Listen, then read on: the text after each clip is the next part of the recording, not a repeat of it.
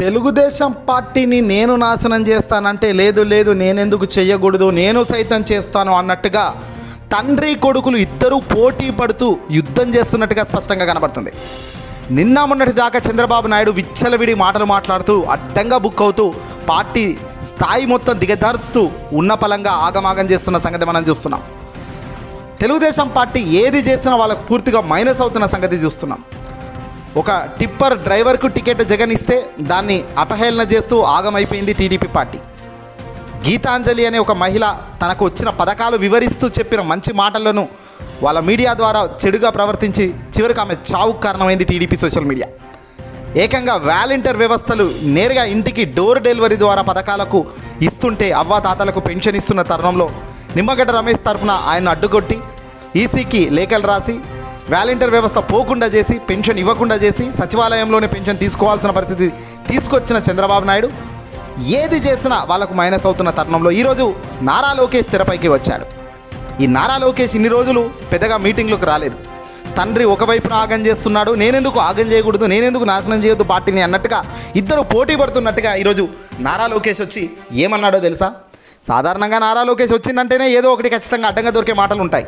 అందులో ఈసారి ఏకంగా నోరు జారి మేము అధికారంలోకి వస్తే మేము చెప్పిన వారికే పెన్షన్, మేము చెప్పిన వారికే రేషన్ కార్డ్, మేము చెప్పిన వారే మా కింద పనిచేయాలి కౌన్సిలర్ల కింద అన్నట్టుగా మేము చెప్పిన వాళ్ళకే అన్నీ వస్తాయి, మేము చెప్పని వాళ్ళకు రావు, అంటే అధికారం మా చేతిలోనే ఉంటుంది, మేము పెత్తందారులమే అని డైరెక్ట్గా ప్రూవ్ చేసేసాడు నారా లోకేష్. ఇంతకన్నా మరొక అద్భుతం ఉండదు. ఒక్కసారి విజువల్స్ మీరు కూడా అబ్జర్వ్ చేయండి.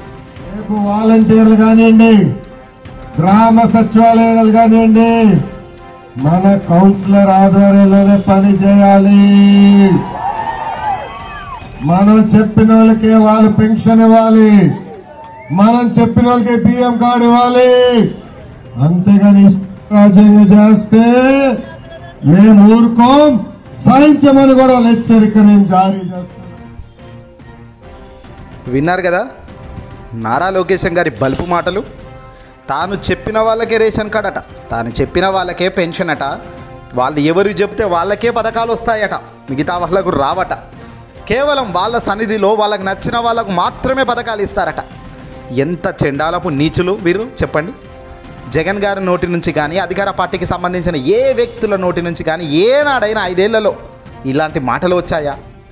మనవాడు కాకపోయినా ఏం లేదు అన్నాడు జగన్. జనసేనకు సంబంధించిన ఒక వ్యక్తి కార్యకర్తకు ఘోరంగా హాస్పిటల్లో పడి చావు బతుకుల్లో ఉంటే కాపాడింది జగన్. తెలుగుదేశం పార్టీకి సంబంధించిన అభ్యర్థులు దారుణంగా హాస్పిటల్లో ఊహించని పెద్ద రోగాల వాళ్ళకు వచ్చి చికిత్సలు కట్టుకోలేక డాక్టర్ల దగ్గర తిరగలేక హాస్పిటల్లో బాధపడుతున్నప్పుడు వాళ్ళని ఆదుకుంది జగన్.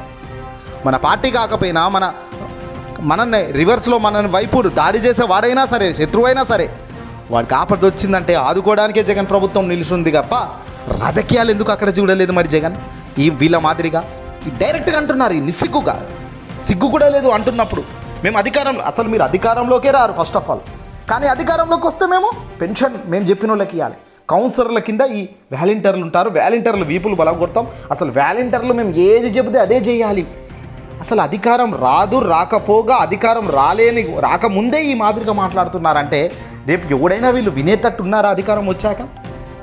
పెత్తందారులు కాదా ఈ మాటలు? పెత్తందారుల మాటలా? ఓవైపున జగన్ మాటలు చూస్తే, పేదోడి వైపు తను నిలబడ్డ తీరు చూస్తే, కష్టం వచ్చిన ప్రతిసారి తను నిర్ణయాలు చూస్తే, అయ్యా నారా లోకేశం బాలకృష్ణ గారు సైతం సహాయంగా అప్పటి ప్రభుత్వం, మీ నాన్న ప్రభుత్వం ఇవ్వలేని డబ్బులు జగన్ ప్రభుత్వమే క్లియర్ చేసిందయ్యా. మీ పార్టీలో ఉన్న క్యాడర్లో ఉన్న చాలామందికి ఈరోజు ఆరోగ్యశ్రీ ద్వారా అనేక మందికి లబ్ధి పొందారయ్యా. మీ పార్టీకి సంబంధించిన గ్రౌండ్ లెవెల్లో ఉన్న వాళ్ళకందరికీ కూడా లబ్ధి చెందింది, ప్రతి పథకం ఇంటికి ఇచ్చింది జగన్ ప్రభుత్వమేనయ్యా. ఈ మాదిరిగా మాట్లాడితే, ఈ మాదిరిగా బెదిరిస్తున్న ప్రజలంటే ఎవడెందుకు వీళ్ళకి ఓట్లేస్తారు? ఎంత దుర్మార్గపు మాటలు వీళ్ళ నారా లోకేష్. ఇది బలిసి మాట్లాడుతున్న మాటలు తప్ప ఇంకోటి కావు.